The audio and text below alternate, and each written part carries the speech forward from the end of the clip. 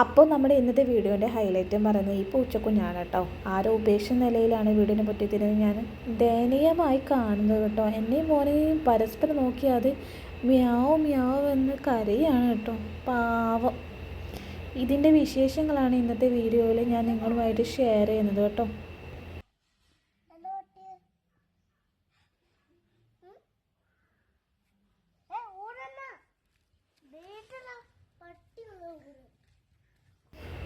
ഇവൻ്റെ കുശലം കേട്ടവിടെ പൂച്ച ജീവനും കൊണ്ട് ഒറ്റ ഓട്ടം.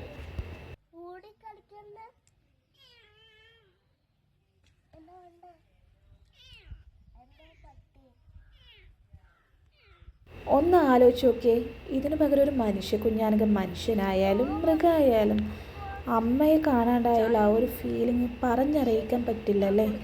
ഒരു നിമിഷം പോലും നമുക്ക് അമ്മയെ പിരിഞ്ഞിരിക്കാനും പറ്റില്ല. ആ പൂച്ചക്കുഞ്ഞിൻ്റെ അവസ്ഥ ഒന്ന് ആലോചിച്ച് നോക്കിയേ. എത്ര നേരമായി എന്നറിയോ മ്യാവോ മ്യാവോ എന്ന് പറഞ്ഞ് കരയുന്നത്. അമ്മയെ കാണാനുള്ള ആകാംക്ഷയിലാണ്. വീട് മൊത്തം അമ്മയെ നോക്കി നടന്നു. എവിടെ കിട്ടാനാ, എന്ത് ചെയ്യാനാ.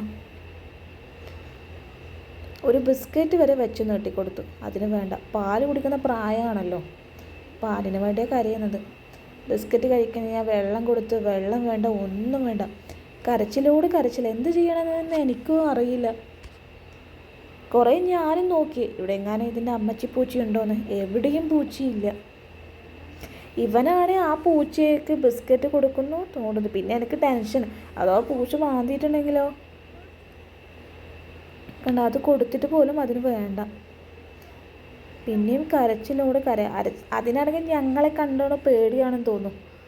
ഓടടാ ഓട്ടായിരുന്നു ഞങ്ങളെ കണ്ടിട്ട്. ഇവനാണെങ്കിൽ അതിനെ പിടിക്കണം എന്നുള്ളൊരു ക്രേസും.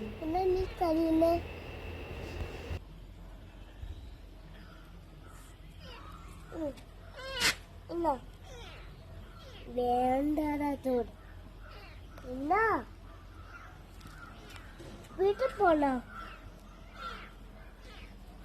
വീട്ടിൽ നീ എടി പോണേ, ബാ. പൂച്ച അവസാനം സൈഡായി. ആ തെങ്ങിൻ്റെ മണ്ടക്ക് ഒരേ കിടത്താണ് കേട്ടോ. എന്ത് ചെയ്യാനാ, ഒന്നും ചെയ്യാൻ പറ്റില്ല. ഇവനാണ് ഫോക്കസ് ചെയ്യുന്നത് ആ പൂച്ചനെ ഒന്നുകിൽ പിടിക്കും, അല്ലെങ്കിൽ അതിന് കല്ലെറിയും.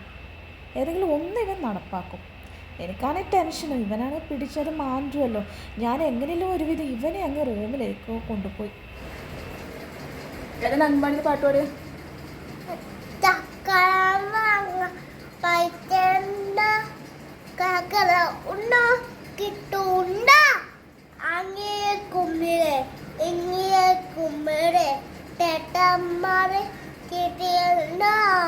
Very good.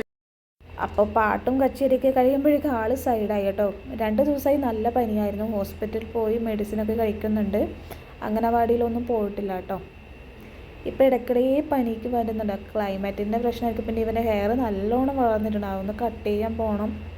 അപ്പോൾ ഇന്നത്തെ വീഡിയോ ഇത്രയേ ഉള്ളൂ കേട്ടോ. ജസ്റ്റ് ഒന്ന് ലൈക്ക് ചെയ്യുക, ഷെയർ ചെയ്യുക, കമൻറ്റ് ചെയ്യുക, സപ്പോർട്ട് ചെയ്യുക. Thanks for watching.